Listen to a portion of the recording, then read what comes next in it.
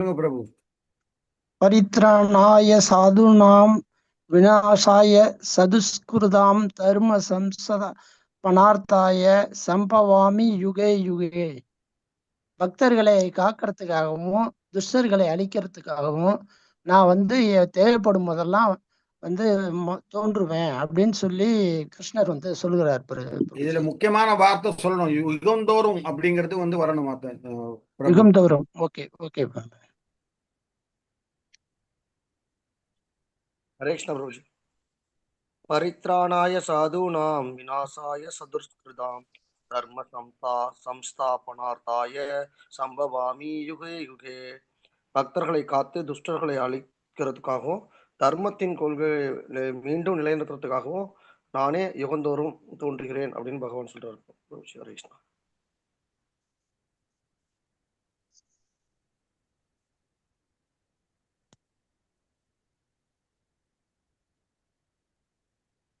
எல்லாரும் முடிச்சிட்டாங்களா பிரபு? நீங்க இது பண்ணலாம் மாதாஜி. எல்லாரும் முடிச்சிட்டாங்களா? ஓகே, ஸ்கிரீன் ஷேர் பண்ணுங்க, நம்ம கிளாஸ் போயிடலாம். மாதாஜி நான் சொல்றேன் மாதாஜி. தங்கமணி சொல்லுங்க. நீலு மாதாஜி வந்துட்டாங்களா இன்னைக்கு? அவங்களுக்கு உடம்பு எப்படி பரவாயில்லையா? யாராவது கால் பண்ணீங்களா? வந்துட்டீங்களா? ஹரே கிருஷ்ணா மாதாஜி. ஹரே கிருஷ்ணா. எப்படி இருக்கு உடம்பு? பரவாயில்லையா? ரொம்ப ஹாஸ்பிட்டல் மருந்து ரொம்ப அலைஞ்சு போயிட்டேன். Okay okay. Take rest. அதனால எங்களோட எல்லா பிரேயர்ஸும் உங்க கூட இருக்கு. எல்லாரோட எல்லா பிரேயர்ஸும். So take rest. யாரோ ஒரு மாதாஜி சொல்றேன் நாங்க. தங்கமணி மாதாஜி. மாதாஜி சொல்லுங்க மாதாஜி. பரித்ராணாய சாதுனாம் விநாசாய சதுஷ்கிருதாம் தர்ம சம்ஸ்தாபனார்த்தாய சம்பவாமி யுகே யுகே. பக்தர்களை காத்து துஷ்டர்களை அழிப்பதற்கு தர்மத்தை நிலைநாட்டுவதற்காக நான் யுகம் தோறும் அவதரிக்கின்றேன் என்று பகவான் சொல்லி. வேற யாராவது இருக்காங்களா? இல்லையா? ஓகே. நாளையில இருந்து வாரத்துக்கு 2 நாளோட கிளாஸ் நெக்டர் ஆஃப் டிவோஷன் என்னையோட முடியுது. நாளையில இருந்து நம்மளோட திருப்பி இந்த ஸ்லோகம் சாங்கோட பிராக்டிஸ் நமக்கு ஸ்டார்ட் ஆகுது. ஸோ அதனால எப்பவும் போல எப்படி நம்ம பிரணத்தி சொல்றோமோ அது போல எல்லாரும் அன்மியூட் பண்ணிட்டு முதல் ஸ்லோகத்துல இருந்து இன்னைக்கு படிச்ச அந்த 4th சாப்டரோட ஸ்லோகம் வரைக்கும் எல்லாருமே சொல்லணும். சரிங்களா? அப்படி பிராக்டிஸ் பண்ணாதான் முடியும். அடுத்த ஞாயிற்றுக்கிழமை உங்களுக்கு இத ரிலேட்டடா எக்ஸாம் இருக்கும்.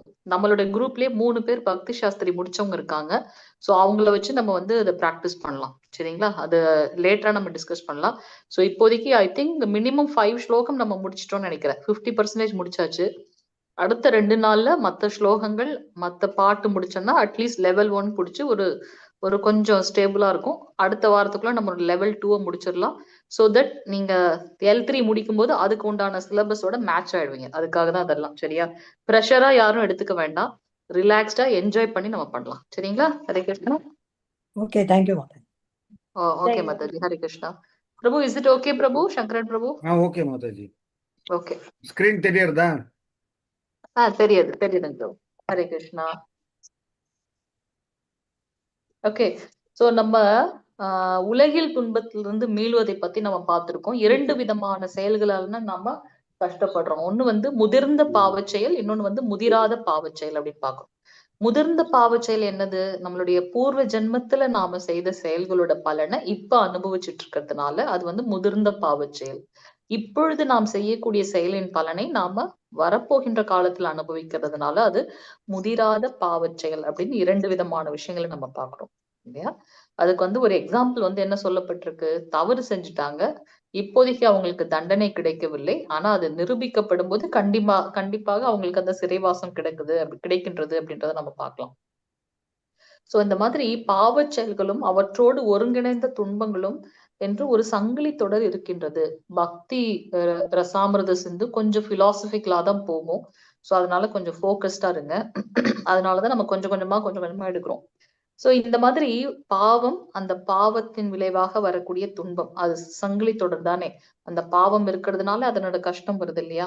சோ இந்த பாவங்களின் காரணமாக பந்தப்பட்ட ஆத்மா பிறவிகள் தோறும் துன்பத்தை அனுபவித்து கொண்டே இருக்கின்றது. எப்படி இது துன்பம் நம்ம சொல்றோம்? நம்ம பாக்குறோம் இல்லையா? பிறப்பு, இறப்பு, மூப்பு நோய், அது அந்த 4மே வந்து 2ஆம் தரமான துன்பங்கள் அப்படின்றத நம்ம பார்க்கிறோம். சோ நம்ம பாவத்துக்கு பந்தப்பட்டதுனாலதான் இந்த பௌதிக லோகத்துல இருக்கும். இல்லைன்னா நான் இந்த இடத்துக்கு நம்ம இருக்கிறதே இல்லையே. ஏன்னா இந்த லோகம் எப்படிப்பட்டதுன்னு ஸ்ரீகிருஷ்ணர் சொல்லியிருக்க, துக்காலயம் அசாஸ்வதம் அப்படின்னு சொல்லியிருக்க. சோ இங்க நம்ம இருக்கிறோம்னா அவரை போலவே நாம அனுபவிக்கணும்னு நமக்கு கொடுக்கப்பட்ட அந்த சீரிய சுதந்திரத்தை கொஞ்சம் அதீதமாக உபயோகப்படுத்ததுனால, அதீதமாக ஆசைப்பட்டதுனால, அதுவும் ஒரு பாவம் இல்லையா? அதனுடைய காரணத்தால இங்க நம்ம பந்தப்பட்டு இருக்கோம். சோ இங்க பந்தப்படுறதோட பலன் என்ன? நம்ம துன்பங்களை அனுபவித்துக் கொண்டிருக்கின்றோம். சோ இந்த பிறப்பில் அவன் தனது முற்பிறப்பின் பாவச் செயல்களின் பலன்களினால் துன்புறுகின்றான். இதைதான் நம்ம பார்த்துட்டு இருக்கோம். போன ஜென்ம பூர்வ பலன் நம்ம வந்து என்ன பண்றோம்? இப்ப நாம அனுபவிச்சுட்டு இருக்கோம். அது துன்பமாக இருக்கட்டும் அல்லது இன்பமாக இருக்கட்டும். இதற்கு இடையே தனது மறுபிறப்பில் துன்பம் அனுபவிப்பதற்காக இந்த பிறப்பில் மேலும் பாவங்களை செய்து கொண்டிருக்கின்றான். ஏன் நம்ம வெறும் நெகட்டிவா பார்த்துட்டு இருக்கோம்? சில சமயம் பாத்தீங்கன்னா டூஸை விட டோன்ஸ் மேலதான் நம்ம ரொம்ப போக்கஸ்டா இருக்கோம். அட்லீஸ்ட் செய்யக்கூடாதவற்றை தவிர்த்தாலே நம்மளுடைய லைன் வந்து கிளியர் ஆயிடும் இல்லையா? சோ அதனால எதன் மூலமாக நாம இந்த பௌதிக லோகத்துல பந்தப்படுறோமோ அந்த விஷயங்களை நாம தவிர்க்கணும். சோ அதனால துன்பம் அனுபவிக்கிறதுக்காக இந்த பிறப்புல மேலும் பாவங்கள் செய்யாமல் இருக்கணும்னு பாக்குறோம். சோ முதிர்ந்த பாவச் செயல்கள் ஒருவன் தீராத பிணியினால் வருந்தினாலோ, ஒருவன் சட்ட சிக்கலுக்கு ஆளானாலோ, ஒருவன் தாழ்ந்த குலத்தில் பிறந்தாலோ, ஒருவன் கல்வி அறிவு அற்றவனாக இருந்தாலோ, ஒருவன் பார்க்க சகிக்காத அழகற்றவனாகவோ இருந்தாலோ அவற்றிலெல்லாம் காணப்படுகின்றன. நம்ம உடனே வேற விதமான கன்க்ளூஷன் வரவே கூடாது. தூய பக்தர்கள் எல்லாரையும் எப்படி பாக்குறாங்க? சமச்சித்தா சமவேதா அப்படின்னு சொல்றோம் இல்லையா? சோ பக்தர்களுடைய பாவம் இதற்கெல்லாம் அப்பாற்பட்டது. இத நினைச்சிட்டு நம்ம வந்து, ஏன்னா பக்தர்களுக்கும் பக்தி தொண்டு பிராக்டிஸ் பண்றவங்களுக்கும் வந்து பாத்தீங்கன்னா அந்த இருமைகள் இருக்காது அப்படின்னு பாக்குறோம். உயர்வு தாழ்வு, நன்மை தீமை, மகிழ்ச்சி, இன்பம் துன்பம் அப்படிலாம் இல்லைன்னு. சோ இங்க நம்ம என்ன பண்றோம்? we are trying to understand the philosophy இல்லையா? சோ அதனால நம்ம அந்த விஷயங்களை புரிஞ்சுக்க முயற்சி பண்றோம். உடனே இதை நம்ம வந்து கல்வி அறிவு இல்லை அப்படின்னாக்கா அவங்க பாவம் பண்ணதுனால எப்படி இருக்காங்க இருக்கட்டும். ஆனா அதை நம்ம வந்து எடுத்து அத அதை அதை கொண்டு அவர்களை நம்ம நிர்ணயம் பண்ணக்கூடாது. சரிங்களா? சோ இங்க போன ஜென்ம பாவ செயலோட பலனை நம்ம இங்க பாக்குறோம். ஒருவன் தீராத பிணியினால் வருந்துகின்றான். அப்போ அந்த பிணி இல்லையா? சோ ரொம்ப நல்லதா போச்சு. அப்ப இந்த பிறவிலேயே என்கிட்ட இருக்கக்கூடிய, இல்லைன்னா இதற்காக நான் திருப்பி இன்னொரு பிறவி எடுக்கணும். எப்படியா இருந்தாலும் நாம செய்த கர்மங்களுக்கு ஒரு பாவமோ புண்ணியமோ கிடைக்கின்றது. அப்ப நான் இந்த பிறவில அனுபவிக்கிறேன்னா நல்லது தானே? சோ இதெல்லாம் நான் இப்பவே முடிச்சுடுறேன் இல்லையா? அது மட்டும் இல்லாம எப்ப நமக்கு வந்து பக்தி பகவான் அப்படின்ற இதுக்கு வரமோ அப்ப வந்து பாத்தீங்கன்னா அதே வந்து என்னுடைய பிணியெல்லாம் போறதுக்கு உண்டான இது. நம்ம அஜாமிலனோட என்னாச்சு ஹரே கிருஷ்ணா? டவுட்ஸ் நம்ம கடைசியில வச்சுக்குவோம். அஜாமிலனோட ஸ்டோரி நம்ம பாக்குறோம் இல்லையா? அஜாமிலனோட ஸ்டோரியில என்ன பார்த்தோம்? அத்துணை தவறான செயல்களை அவர் செய்தாலுமே கூட அந்த இறுதி காலத்துல தன்னுடைய மகனுக்கு நாராயணான்னு அவர் பேர் வைக்கிறார். அப்போ அந்த விஷ்ணு தூதர்களுக்கும் யம தூதர்களுக்கும் நடக்கக்கூடிய சம்பாஷணையில விஷ்ணு தூதர்கள் சொல்றாங்க, ஒருவர் பகவானுடைய நாமத்தை உச்சாடனம் பண்றாங்களோ மரணிக்கும் தருவாயில் எல்லா பாவங்கள்ல இருந்தும் விடுபடுறாங்க அப்படின்னு பாக்குறோம். சோ இங்க நம்ம வந்து இந்த பிணி அப்படின்னாக்கா ஒருத்தவங்க கஷ்டப்படுறாங்கன்னா அதை வைத்து நாம தர்க்கம் பண்ணக்கூடாது. இல்ல அதை வச்சு அவங்கள வந்து எடப்படக்கூடாது. அப்ப அதோட பலன் நமக்கும் வந்துடும். இது நம்ம ஜஸ்ட் அண்டர்ஸ்டாண்ட் பண்ணிக்கிறதுக்காக தான். அதை தான் நம்ம சொல்றோம். சில சமயம் இதை எடுத்துட்டு நம்ம பக்தர்கள் வந்து என்ன பாத்தீங்கன்னா அதை புரிஞ்சு கொள்ளாது. அதனாலதான் நெக்டர் ஆஃப் டிவோஷன் வந்து கடைசியா வச்சிருக்காங்க. நம்ம வந்து இதை வைத்துக்கொண்டு திருப்பி அபராதங்கள் எதுவும் செய்து விடக்கூடாது அப்படின்றத நம்ம பார்க்கணும். ஒருவன் சட்ட சிக்கலுக்கு ஆளாகின்றான், அதுவும் பூர்வ ஜென்ம பலன். தாழ்ந்த குலத்தில் பிறக்கின்றான். இப்ப உடனே தாழ்ந்த குலம்னா அதை வேற மாதிரி எடுத்துக்க வேண்டாம். என் பெண்களை கூட தான் பகவான் சொல்லியிருக்கார் அறிவில் தாழ்ந்தவர்கள் அப்படின்னு. அப்படின்னா என்னன்னா அவங்க எளிதில ஏமாற்றம் அடைவார்கள். எல்லாருமே பகவானுக்கு பந்தம். அதனால இந்த விஷயங்கள் எல்லாம் நம்ம உடனே வேற மாதிரி புரிந்து கொண்டு அதுல நம்ம போகக்கூடாது. கல்வி அறிவு அற்றவனாக இருந்தாலோ, ஒருவன் பார்க்க சகிக்காத அழகற்றவனாக இருந்தாலோ அவற்றுக்கு என்ன காரணம்? என்னுடைய பூர்வ ஜென்ம பலன். நமது முந்தைய பாவ செயல்களை விளைவினால் நாம் இப்போது வருந்தி கொண்டிருக்கின்றோம். உண்மை.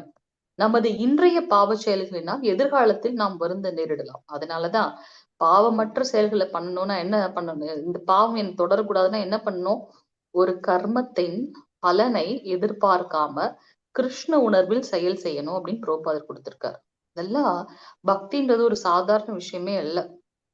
நமக்கு பாக்குறோம் ஆஹ் ஆஹ் பக்தி பகவானுடைய கருணை இல்லாம அது நமக்கு கிடைக்காது அப்படின்றத நம்ம ஆழ்வார்கள் இதுல இருந்தா கூட பாக்குறோம். அவர் கருணை இருந்தால்தான் நமக்கு அந்த மார்க்கம் கிடைக்கும்.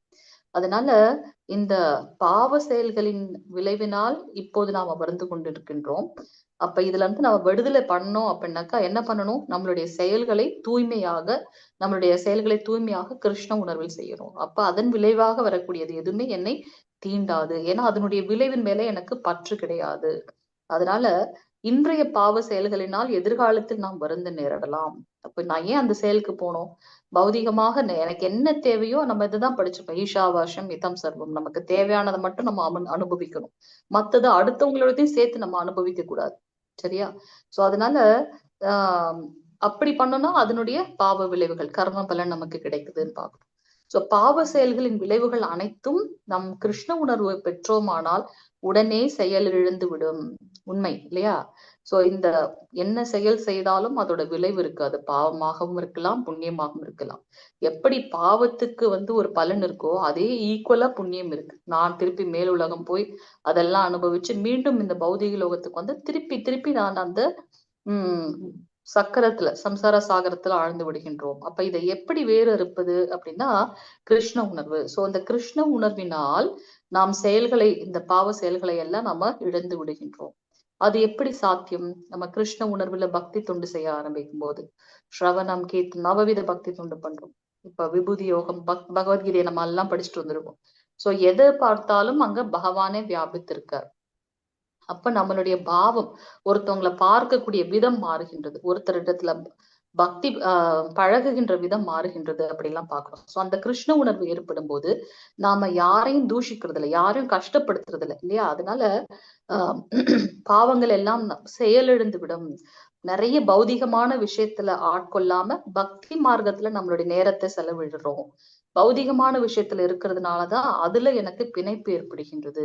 பக்தி மார்க்கத்துல இருக்கும் போது என்னுடைய நேரங்கள் பெரும்பாலும் கிருஷ்ண உணர்வுல நாம ஈடுபடுத்துறோம். அப்ப எனக்கு அங்க கர்ம பலன் நிஷ்பலப்படுத்தப்படுகின்றதுன்னு பார்க்கும். இதுன்னு ஸ்ரீல ரூப கோஸ்வாமி ஸ்ரீமத் பாகவதம் 11ஆம் காண்டம் 17ஆம் அத்தியாயம் ஸ்லோகம் 19 எடுத்து காட்டுகின்றார். எப்படி? இஸ்லோகம் பகவான் கிருஷ்ணர் உத்தவருக்கு அருளிய உபதேசமாகும். அதுல என்ன சொல்றாரு அப்படின்னா, அன்பார்ந்த உத்தவா, எனக்கு செய்யும் பக்தி தொண்டு கொழுந்து விட்டெறியும் நெருப்பாகும். அதில் இடப்படும் எண்ணற்ற விறகுகளை எரித்து சாம்பலாக்கிவிடும். அதுல என்ன போட்டாலும் சாம்பலாக்கி. அது போல நாம எப்ப பகவானுக்கு உன்னதமான அந்த அன்பு தொண்டு பண்றோமோ அப்ப என்னுடைய எத்தனை பிறவிகள்ல இருக்கக்கூடிய பாவங்கள் எல்லாம் அழிந்து விடுகின்றது. சோ இதன் பொருள் என்னவெனில், கொழுந்து விட்டறியும் நெருப்பு அதில் விடப்படும் ஏராளமான விறகுகளை எரித்து சாம்பலாக்கிவிடும். அது போல பகவானுக்கு செய்யும் பக்தி தொண்டு பாவச் செயல்கள் என்னும் விறகுகள் அனைத்தையும் எரித்து சாம்பலாக்கிவிடும். இதை கீதையில் அர்ஜுனன் கருத்தில் போரிடுதல் பாவம். ஆனால் கிருஷ்ணர் என்ன சொன்னார்? போரில் ஈடுபடுமாறு கட்டளையிட்டார். அதனால் போர் செய்தல் பக்தி தொண்டாக மாறியது. எக்ஸாம்பிள் இங்க சொல்லியிருக்காங்க. சோ கிருஷ்ணர் என்ன பண்றார்? இது ஒரு பாவ செயல் அப்படின்னு சொன்னார் இல்லையா? 5 காரணம் சொல்லி போரிட மாட்டேன்னு சொன்னார். அதுல ஒரு செயல் பாவ செயல். அப்படி சொன்னதுனால பகவான் ஸ்ரீ கிருஷ்ணர் அவருக்கு எல்லாத்தையும் எடுத்து சொல்றாரு. நீ ஒரு சத்திரியன், உன்னுடைய சத்திரிய தர்மம் நீ செய்துதான் ஆக வேண்டும். அப்போ அவர் என்ன பண்றார்? தனக்கு பிடிக்கலனாலும் பகவான் சொல்லிட்டார், இப்போ ஒரு பூர்வமான ஞானம் வந்திருக்கு, என்னுடைய கடமையை நான் செய்யணும்னு அவங்க செய்யறாங்க. என்ன உணர்வுல செய்யறாரு அவர்? கிருஷ்ண உணர்வில். கிருஷ்ணர் எனக்கு இட்ட கட்டளை நான் செய்யணும். அவர் என்ன சொல்றார்? செயலை செய்ய மட்டுமே உனக்கு அதிகாரம் இருக்கின்றது, அதில் வரக்கூடிய பலனில் அதிகாரம் இல்லைன்னு சொல்றார். சோ அப்ப என்ன பண்றார் இவர்? அந்த ஞானத்தை பெற்று நீ ஒரு செயல் செய்யும் கருவியாக மட்டும் இரு அப்படின்றார் ஸ்ரீ கிருஷ்ணர். சோ இப்ப என்ன பண்றார்? கிருஷ்ண உணர்வில் அவர் சொல்லிட்டார், நான் போரிடுகின்றேன். அப்போ அங்க போரிடுதல் என்பது என்னவாக மாறுகின்றது அப்படின்னாக்கா பக்தி தொண்டாக மாறுகின்றது. நான் பகவானுக்காக எந்த ஒரு செயல் செய்தாலும் அது பக்தி தொண்டு அப்படின்றத நான் பார்க்கணும். இதனால அர்ஜுனனுக்கு எந்த பாவ விளைவுகளும் இல்லை. ஸ்ரீல ரூப கோஸ்வாமி ஸ்ரீமத் பாகவதம் 3ஆம் காண்டம் 33ஆம் அத்தியாயத்தில் 6ஆம் ஸ்லோகத்தை மேற்கோள் காட்டுகின்றார். என்னன்னு சொல்றார்? தேவகூதி தனது மைந்தன் கபில தேவரிடம் கூறுகிறாள், அன்பு தெய்வமே, கேட்டல் ஓதுதல் என்று தொடங்கி 9 வகையான பக்தி தொண்டுகள் உள்ளன.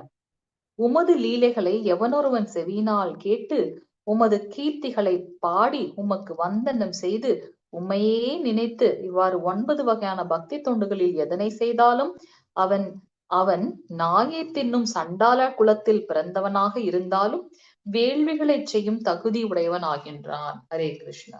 சோ எப்பொழுதும் பகவானுடைய ஸ்மரணத்தில் அந்த நவவித பக்தி தொண்டு பாக்குறோம் இல்லையா, முதல்ல இருக்கிறது எது? அதுல பாத்தீங்கன்னா ஸ்ரவணம், பகவானை பத்தி கேட்கறது. நான் எந்த விஷயத்த கேட்கிறேனோ அதுலதான் நான் மூழ்கி போறோம் இல்லையா. அது அன்கான்சியஸா எங்கேயோ போய் உட்காந்துருது நமக்கு. அதை நிறைய தடவை நம்ம பார்த்திருக்கோம். எந்த ஆட் நமக்கு வருதோ அந்த ஈவன் அந்த இதுக்கு போனாலும் அங்கதான் நம்ம போய் நிற்போம். அது போல பகவானை பத்தி முதல்ல கேட்கணும். செவி வழியின் மூலமாக கேட்பதன் மூலமாக இதயம் தூய்மை அடைகின்றது. அவரோட ஸ்மரணத்திலே நம்ம இருக்கிறோம் அப்படின்றத நம்ம பார்க்கலாம். சோ இந்த நவவித பக்தி தொண்டு அதுல யாரு ரொம்ப ஸ்திரமா இருக்காங்களோ அவங்க தாழ்குலத்தில் பிறந்திருந்தாலும் கூட அவங்க தூய்மை அடைகின்றார்கள். எப்படி தூய்மை அடைகின்றார்கள்? ஒரு வேள்விகளை செய்யக்கூடிய அந்த உயர்ந்த அந்தணனுக்கு இணையாக அவங்க கருதப்படுகின்றார்கள். இப்படி இருக்கும்போது முழுமையான கிருஷ்ண உணர்வில் உண்மையான பக்தி தொண்டில் ஈடுபடுபவன் எவ்வாறு தூய்மை அடையாது போவான்? நாம எப்படி பகவானுடைய ஸ்மரணத்துல இருக்கும்போது எப்படி நம்ம தூய்மை அடையாம போவோம்? கண்டிப்பா தூய்மை அடைவோம் இல்லையா? சோ அது சாத்தியமற்றதில்லை. சோ கண்டிப்பா தூய்மை அடைவார்கள். ஒருவன் கிருஷ்ண உணர்விலோ அல்லது பக்தி தொண்டிலோ ஈடுபட்டிருக்கின்றான் என்றால் எந்தவித ஐயப்பாடுமின்றி உலகியர் பாவமாகிய அனைத்து மாசுகளிலிருந்தும் விடுதலை பெறுவான். ஏன்னா எப்பவும் கிருஷ்ண பக்தியிலேயே நம்ம இருக்கோம். அவருக்கு எப்படி நான் தொண்டு செய்யறது? ஓகே, இந்த பக்தி மார்க்கத்தை மத்தவங்களுக்கு எடுத்து சொல்றது எனக்கு என்ன தகுதி இருக்கு? நான் அதை பத்தி சொல்றதுக்கு தகுதி இருந்ததுனாலதான் பகவான் நம்மள சூஸ் பண்ணிருக்க. சோ எனக்கு என்ன தெரியுமோ அதை மற்றவர்களுக்கு எடுத்து சொல்லணும். அப்ப அவங்களையும் அந்த அறியாமைன்றதுல இருந்து நம்ம எடுத்துட்டு வரோம் இல்லையா? சோ அது உயர்ந்ததா பேசு. நம்ம படிச்சிருக்கோம் இல்லையா 18வது அத்தியாயத்துல, இந்த உயர்ந்த ஞானத்தை எவன் ஒருவன் மற்றவங்களுக்கு எடுத்து சொல்றானோ அவன் எனக்கு மிக நெருங்கிய நண்பன், நானும் அவனுக்கு நெருங்கிய நண்பன் சொல்றேன். எப்படி எத்தனை பேருக்கு இந்த கதை தெரியும் தெரியாது. சோ ஒரு ரிப்போர்ட்டர் பிரபுபாத் கிட்ட கேட்டார், நீங்க இந்த சொசைட்டிக்கு என்ன பண்றீங்க? வெறும் ஹரே கிருஷ்ணா ஹரே கிருஷ்ணா கிருஷ்ண கிருஷ்ண ஹரே ஹரே ஹரே ராம் ஹரே ராம் ராம் ராம் ஹரே ஹரேன்னு சொல்லிட்டா போதுமா? சோ இங்க பாருங்க, எத்தனை பேர் நோயினால கஷ்டப்படுறாங்க, வயோதிகத்தால கஷ்டப்படுறாங்க, சாப்பாடு இல்லாம கஷ்டப்படுறாங்க, எத்தனையோ பிரச்சனைகள் இருக்கு. நீங்க என்ன சும்மா உட்காந்து ஹரே கிருஷ்ணான்னு சொல்றீங்க? இது எப்படி என்னுடைய நித்தியமான தேவையை பூர்த்தி செய்யும்? அப்படின்ற மாதிரி அவர் ஒரு கேள்விகள் எழுப்புறார். உடனே அதுக்கு புரோபால் சொல்ற, இப்போ ஒரு குழந்தை ஒரு திருவிழாக்கு போகும்போது பெற்றோரை விட்டு தவறி போயிடுச்சு. அப்போ தவறி போன உடனே அந்த குழந்தை இன்னொருத்தவங்க கையில கிடைக்குது. அப்ப அவங்க என்ன பண்றாங்க? அந்த குழந்தைக்கு தேவையான சாப்பாடு கொடுக்குறாங்க. அந்த சமயத்துல அந்த குழந்தைக்கு அந்த சாப்பாடு ஓகே. ஆனா அது அந்த குழந்தைய முழுமையான இன்பத்தை கொடுக்குமா? சொல்லுங்க, முழுமையான சந்தோஷத்தை கொடுக்குமா அந்த குழந்தைக்கு? நம்மள அந்த இடத்துல வச்சு பாருங்க. கண்டிப்பா கொடுக்காது. பேரண்ட்ஸோட இருந்து சாப்பிடுறப்பதான் அதுக்கு அந்த ஒரு முழுமையான சந்தோஷம். நீங்க எனக்கு என்ன ட்ரெஸ் வாங்கி கொடுங்க, எனக்கு பிடிச்சமானது கொடுங்க, என்னை எங்கெல்லாம் கூட்டிட்டு போங்க, அது தற்காலிகமான இன்பமா இருக்கும். எது நிரந்தரமான இன்பம்னா என்னோட அப்பா அம்மா கிட்ட நான் போகணும் இல்லையா? அதுதான் உண்மையான அன்பு. அவர்கிட்ட திருப்பி போகணும். நாங்க அதைதான் பண்ணிட்டு இருக்கோம்னு சொன்னார் பிரபுபாத். எத்தனையோ இயக்கங்கள் இருக்கு. உங்களுக்கு முதியோர் இல்லம் நடத்துறதுக்கு, ஹாஸ்பிட்டல் கொண்டு வர்றதுக்கு, மத்த விஷயங்கள் பண்றதுக்கு எத்தனையோ இருக்கு. ஆனா எத்தனை பேர் அந்த ஆன்மீக ஞானத்தை கொடுத்து நமக்கு உள்ளார இருக்கக்கூடிய அந்த கிருஷ்ண பக்தி கிருஷ்ண பக்தி உணர்வை யாரு தூண்டி எழுப்புறது? சோ நாங்க செய்வதெல்லாம் அதுதான். சரி, இதனால என்ன பலன்? என்ன பலன்? நாம கிருஷ்ண உணர்வுல இருக்கிறதுனால நம்ம எப்பவும் ஃபர்ஸ்ட் நம்மளுடைய நேரங்களை பக்தி மார்க்கத்துல ஈடுபடுத்துறோம். அப்ப ஈடுபடுத்தும் போது இந்த பௌதிகமான சம்பந்தத்துல இருந்து நாம விலகி இருக்கோம். உண்மைதானே? சோ அப்படி இருக்கும்போது நம்ம இந்த பௌதிகமான செயல்களை செய்யறதுனாலதானே ஒரு பந்தம் ஏற்படுகின்றது. நான் இங்க பக்தி தொண்டுல என்ன செய்தாலும் பகவான் சந்தோஷப்படுறாரு இல்லையா? சோ அதுல அந்த உணர்வுல செய்யறதுனால எனக்கு இந்த பௌதிகம் சார்ந்த பற்று இல்ல. நான் கொஞ்சம் கொஞ்சமா பகவானோட இதுல இருக்கு. Be it as reading Shri Bhagavad Gita, Bhagavatam, எனக்கு தெரிஞ்ச கிட்ட இருக்கக்கூடிய டேலண்ட்டை நான் கிருஷ்ண பக்திய உபயோகப்படுத்துறது. இப்ப பிரபு பாத்தீங்கன்னா அட்மின் சேவை பண்றாங்க. இன்னொருத்தவங்க பபிதா மாதாஜி பாத்தீங்கன்னா அவங்க டேட்டா ஃபுல் பேட்சோட டேட்டா யாரு இந்த மாதிரி இது பண்ண முடியும்? கிட்டத்தட்ட அவங்களோட முழு நேர இதுல வந்து மேக்சிமம் அவங்களுக்கு என்னென்ன டேலண்ட் இருக்கோ அதை வந்து பாத்தீங்கன்னா இந்த கிருஷ்ண பக்தியில நான் ஏதாவது ஒரு சின்ன எனக்கு தெரிஞ்சது நான் ஏதாவது ஒண்ணு கான்ட்ரிபியூட் பண்ணிட மாட்டோமா. மேபி எல்லாருக்கும் போய் என்னால பக்கத்துல இருக்கவங்களுக்கு தெரிஞ்சதை நம்ம சொல்றோம். பெருசா நம்ம கிளாஸ் எல்லாம் எடுக்கல. ஆனாலும் எனக்கு என்ன தெரியுமோ அதை வந்து நம்ம பக்தி மார்க்கத்துல உபயோகப்படுத்துறோம். சோ இப்படி செய்யும் போது என்ன ஆகுதுன்னா கொஞ்சம் கொஞ்சமாக நாம என்ன பண்றோம், இந்த பௌதிக கலங்கங்கள்ல இருந்து விடுபடுறோம். சோ அதனால பாவ செயல்கள் வந்து நாம விடுபடுறோம். சோ இந்த பக்தி தொண்டு மட்டுமே நம்மளை விடுதலை செய்யும். சோ அதுதான் வந்து பிரபுபாதா சொல்வார். இப்படி அவங்க செய்யும் போது அவங்க பக்தியில இருக்கிறதுனால பௌதிகமான விஷயங்கள் விட்டு போகுது. அப்ப அவங்க தவறான விஷயங்கள், இப்ப நியூஸ் பேப்பர் எடுத்தா எத்தனை விஷயங்கள் இருக்கு. அதே நம்ம இந்த பக்தியில் மீண்டும் மீண்டும் ஈடுபடுறதுனால என்ன ஆகுது, சமுதாய சீர்கேடுகளும் குறைந்து விடுகின்றது அப்படின்றத சொல்றார். அதுதான் உண்மையா வேணும் இல்லையா. நீங்க நல்லா ஃபீட் பண்றதா இருக்கட்டும், இல்ல நீங்க நல்லா பெரிய மருத்துவமனை வைக்கிறதாக இருக்கட்டும். ஆனா இது எல்லாத்துக்கும் ஒரு ஒரு அங்க மோரல் வேல்யூஸ்ன்றது இல்ல அப்படின்னாக்கா அந்த சமுதாயமே சீர்குலைந்து விடும் இல்லையா. அதனால கிருஷ்ண உணர்வு அதுதான் வந்து எங்களுடைய நோக்கம். எங்களோட மிஷனே வந்து அனைவருக்கும் கிருஷ்ண பக்தியை பரப்புவது. அதனாலதான் அகில உலக கிருஷ்ண பக்தி இயக்கம். எந்த பாகுபாடும் இல்லாம, ஆண் பெண் அப்படின்ற பாகுபாடு இல்ல, இந்த நாட்டவர்கள் இந்த மதத்தை சார்ந்தவர்கள் அப்படின்ற எந்த ஒரு பாகுபாடும் இல்லாம நாங்க என்ன பண்றோம், கிருஷ்ண பக்தியை கொடுக்கின்றோம். இதுதான் உண்மையான சமுதாயத்திற்கு தேவையான உண்மையான தீர்வு அப்படின்றத அவர் சொல்றார். சோ பக்தி தொண்டிற்கு பாவ செயல்களின் அனைத்து வகையான பலன்களையும் செயலெடுக்க செய்யும் ஆற்றல் இருக்கின்றது. உண்மைதான் இல்லையா. சோ பகவானை காட்டிலும் சிரேஷ்டமானது அவருக்கு செய்யக்கூடிய பக்தி தொண்டு அப்படின்றத சொல்றார். சோ அவரை திருப்திப்படுத்துறதை காட்டிலும் அவருடைய பக்தர்களுக்கு செய்யக்கூடிய சேவையை பார்த்து அவர் மிகவும் திருப்தி அடைகின்றார் அப்படின்றத நம்ம பார்க்கணும். சோ இருந்த போதிலும் ஒரு பக்தன் எப்போதும் பாவம் செய்யக்கூடாது என்பதில் எச்சரிக்கையுடையவனாக இருக்கின்றான். நம்ம வந்து ஏன்னா அந்த அந்த பக்தி தொண்டுல நம்ம பகவானை பத்தி தெரிஞ்சுக்கிறோம். அவர் எங்கெல்லாம் வியாபித்திருக்காருன்னு தெரியுது. இப்ப பக்தர்கள் எப்படி ஒருத்தவங்க கிட்ட பிஹேவ் பண்றாங்கன்றதுக்கும் இந்த அபக்தர்கள் எப்படி பிஹேவ் பண்றாங்கன்றதுக்கும் நிறைய வேறுபாடு இருக்கும். நம்ம வந்து பக்தியை பிராக்டிஸ் பண்றதுனால சாந்தமா இருப்போம். அடுத்தவங்களை பத்தின பிரஜல்பார் நம்ம கிட்ட இருக்காது. நம்ம கிட்ட என்ன முடியுமோ அதை கிருஷ்ண பக்திக்கு உபயோகப்படுத்துவோம். நமக்கு என்ன தெரியுமோ அதை மத்தவங்களுக்கு இது பண்றோம். எல்லார்கிட்டையும் வந்து ஜீவகாருண்யம், எல்லார்கிட்டையும் வந்து கருணையோட இருக்கும். இனிமையாக பழகுறோம். மனசுல எந்த ஒரு கலங்கங்கள்லாம் வச்சுட்டு எதையும் எதிர்பார்க்காம நம்ம வந்து பழகுறோம். சோ இந்த மாதிரியான விஷயங்களின் மூலமாக அவங்க ரொம்ப எப்பவுமே கேர்ஃபுல்லா இருப்பாங்க. நம்ம எதுவும் அபராதம் விளைவித்து விடக்கூடாது, யாரையும் கஷ்டப்படுத்திடக்கூடாது. ஏன் அப்படின்னா ஒவ்வொருத்தருக்குள்ளயும் பகவான் பரமாத்மாவாக வீற்றிருக்கின்றார். சோ நான் எந்த அபராதமும் பண்ணிடக்கூடாது. இப்ப நான் ஒரு இடத்துல இருந்து ஒருத்தவங்களுக்கு தியானம் பண்றேன் அப்படின்னாக்கா, தானம் பண்றேன் அப்படின்னாக்கா அடுத்த பிறவில அந்த புண்ணிய பலனை தீர்க்கிறதுக்காக நான் வாங்கக்கூடிய இடத்துலயும் அவர் எனக்கு கொடுக்கக்கூடிய இடத்துலயும் இருப்பார். சோ அதனால இந்த இந்த பொய்யான அகங்காரம் வேண்டாம். நான் இவ்வளவு தானம் பண்ணேன், இவ்வளவு இது பண்ணேன்றது வேண்டாம்.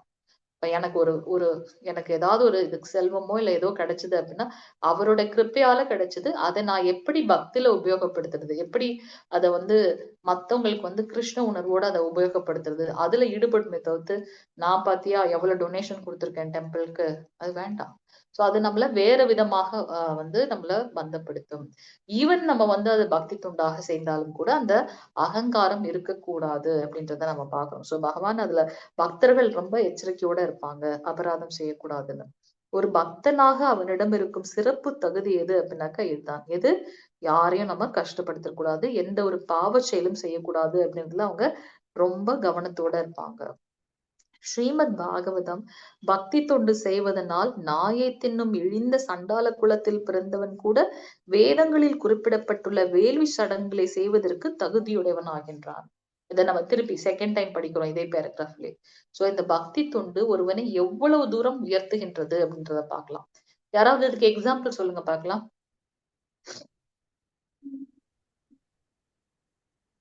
பக்தி தொண்டு செய்ததுனால அவங்க வந்து பாத்தீங்கன்னா வேள்வி சடங்குகளை செய்யற அளவுக்கு ரொம்ப தகுதியுடையவனா மாறிட்டாங்க. இருக்கீங்களா லைன்ல? ஹரே கிருஷ்ணா. விஸ்வாமித்திரன். எனக்கு தெரியாது, நீங்க தான் சொல்லணும். விஸ்வாமித்திரரான்னு கொஸ்டின் கூடாது, ஆன்சர் சொல்லுங்க. எப்படி நீங்க சொல்றீங்க? அவரு இது வேள்வி இது பண்ண யாகம் பண்றது வந்து அந்த பக்தியில தானே அவர் இதை பண்ணிட்டு இருக்காரு அவர். வந்து அவர் சத்திரியரு. அப்புறம் வந்து இது பண்றது பக்தி இதுவால வந்து அந்த பிரம்மரிஷி அதாவது பிராமணனாகும் தகுதியா ஒரு பெறாரு. ஆனா வந்து இழிகுலத்துல பிறந்து இது பண்ணது வந்து யாருன்னு ஞாபகம் வர மாட்டேங்குது. இது ஹரே கேட்டா கிருஷ்ணா மாதாஜி. வால்மீகி இட் செல்ஃப் வால்மீகி சொல்லலாம். அவர் வால்மீகி வந்து இட் செல்ஃப் வேடுவ குலத்தை பிறந்தவர். தாழ்மையா வந்துட்டு அவரு ராமாங்கிற பேர் சொல்ல முடியாது. ராமரான்னு சொல்லி அவரு இந்த அளவுக்கு பெரியவராகி ராமர் கூட ராமாயணத்தை எழுதிட்டாரு. ஒரு நிமிஷம் இப்ப ஒருத்தவங்க பேசுனாங்கன்னா நீங்க அவங்களுக்கு வழி விடுங்க. பிரபுஜி எக்ஸ்பிளைன் பண்றாரு. சரி சொல்லுங்க பிரபு. வால்மீகி ராம எப்படி நீங்க வால்மீகி வந்து சொல்றீங்க? எப்படி அவரை அவரு வந்து இந்த மாதிரி காட்டுக்குள்ள வந்து நான் வைலன்ஸ் எல்லாம் பண்ணிட்டு இருந்தாரு அவரு. நாரதர் வந்து அவரை அவரோட மீட் பேர் என்ன? பண்ணி அவரோட பேர் என்ன? அவர் பேரு ஜஸ்ட் ஃபர்கெட்டிங். இல்ல இல்ல இல்ல அவரு மிருகாரி அவர் வேற. இவரோட பேரு ஒரு மகாராஷ்டிரன் பேர். இல்ல மிருகாரி அப்ப யாரு? படன் மிருகாரி யாரு Prabhu? Mrigari Mrigari also like he was also இந்த மாதிரி ஒரு மிருகங்கள்லாம் குத்தூரும் கொலகரமா பண்ணிட்டு காட்டுல இருந்தார் அவரு. அப்பதான் நாரதர் அவரை மீட் பண்ண உடனே நாரதர் மீட் பண்ண உடனே இந்த மாதிரி வேட்டையாடவர் கொண்டு ஃபுல்லா கொண்டு கொல்லாம இருன்னு சொன்ன உடனே இல்ல எனக்கு ஐ என்ஜாயிங் திஸ்ன்னு சொன்னாரு. இதனால நிறைய பாவம் வரும்னு சொன்ன உடனே உன்னு பாவத்துல யாரும் ஏத்துப்பா, உன் பொண்டாட்டி குழந்தைலாம் ஏத்துப்பாளா, நீ சொல்றீ அவளுக்கோசரம் பண்றேன்னு சொல்றீன்னு உடனே போய் கேட்டு வரான். யாரு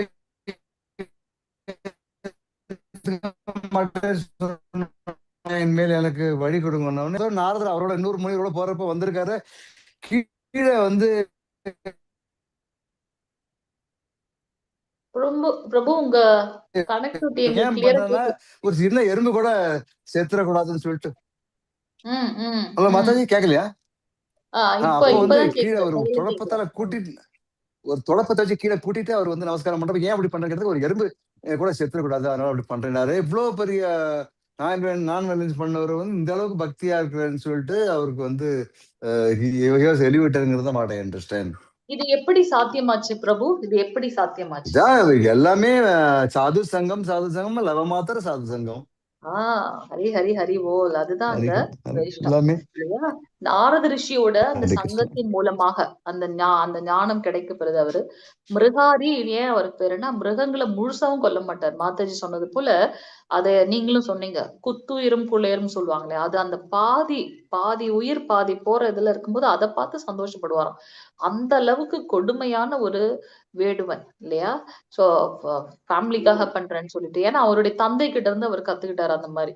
சோ அவர் சொல்றாரு நாரத ரிஷியோட சங்கம் கிடைக்குது, இந்த மாதிரி பண்ணாத, இது பயங்கர பாவங்களை கொண்டது. நீங்க சொன்ன மாதிரி அவங்க போய் எல்லாருக்கிட்டையும் கேக்குறாங்க, யாரும் அதுக்கு முன் வரல. அப்பதான் அவருக்கு புரியுது. உடனே என்ன பண்றார்? அவருக்கு பகவானை பத்தின நாம உபதேசம் செய்ய அவர் அதுல ஈடுபடுறார்.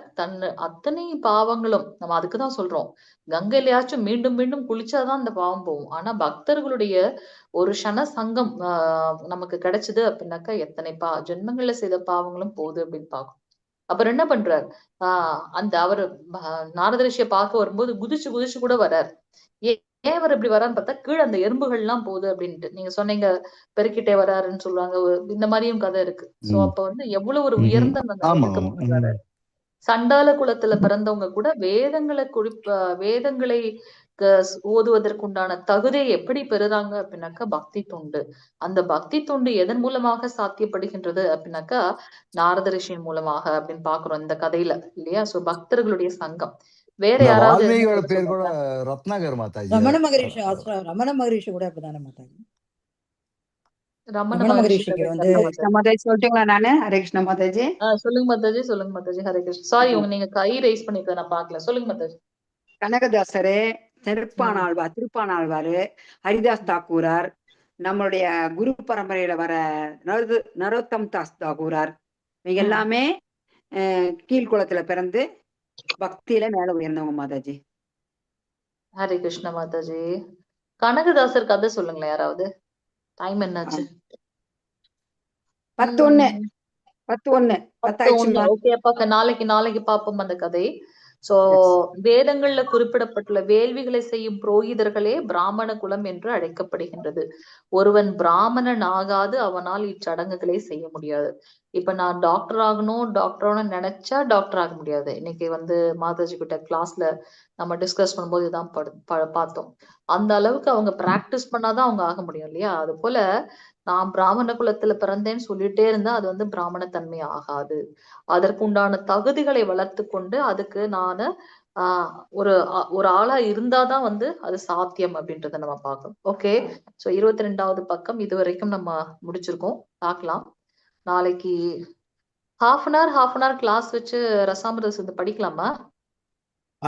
படிக்கலாம் மாதாஜி. இல்லாட்டி முடிக்க முடியாது. ரொம்ப ஸ்லோவா இதுவும் பேரலலா பண்றது கஷ்டமாயிடும். ஆமா, ரொம்ப ஸ்லோவா போகுது. ஏன்னா ஸ்லோகமும் இதுவும் நம்ம பண்றோம். கரெக்ட்டா ஒரு ஜூம் மீட்டிங். இல்ல இல்ல, இந்த லிங்கே நமக்கு கிடைக்கும். இந்த லிங்க் நமக்கு அடுத்த பேட்ச் வர வரைக்கும் இருக்கும் மாதாஜி. ஈவன் அடுத்த பேட்ச் வந்துட்டாலும் நமக்கு இருக்கும். ஏன்னா இப்போதைக்கு யாருமே இது இல்ல, அதனால இது நம்ம அழகா எடுத்துக்கலாம்.